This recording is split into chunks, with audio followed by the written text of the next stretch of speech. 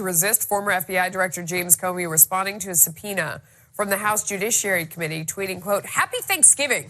Got a subpoena from House Republicans. I'm still happy to sit in the light and answer all questions, but I will resist a closed-door thing because I've seen enough of their selective leaking and distortion. Let's have a hearing and invite everyone to see." Pardon me, God, he didn't cough. That was me. Bob Goodlatte is the chairman of the House Judiciary Committee, and he joins us now. Pardon me, why do this behind closed doors? Well, Melissa, this is part of an ongoing investigation that's nearing its completion.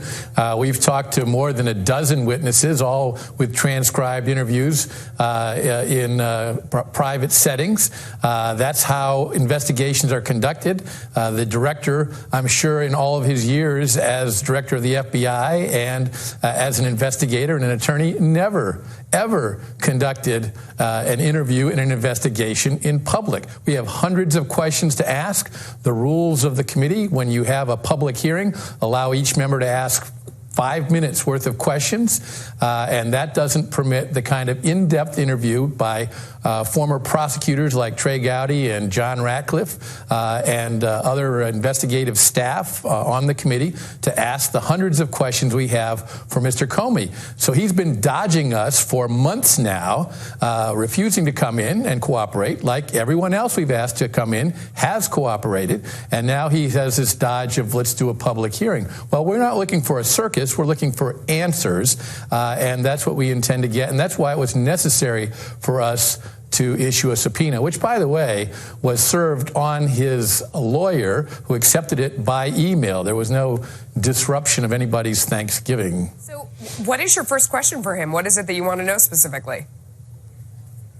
Well, he was the lead at the FBI and the lead in an investigative process regarding both the Hillary Clinton email matter and the so-called Trump-Russia collusion matter. And we have hundreds of questions to ask for him about why he conducted himself the way he did.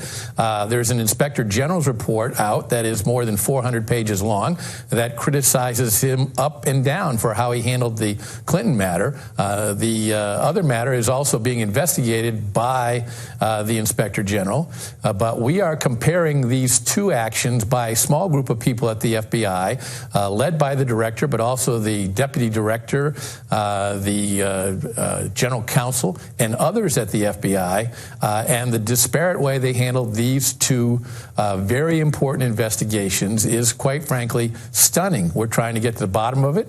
He is one of the last witnesses we need to talk to. When you say you want to get to the bottom of it, what is the end goal? Because we see a lot of these hearings, and it seems like nothing happens as a result.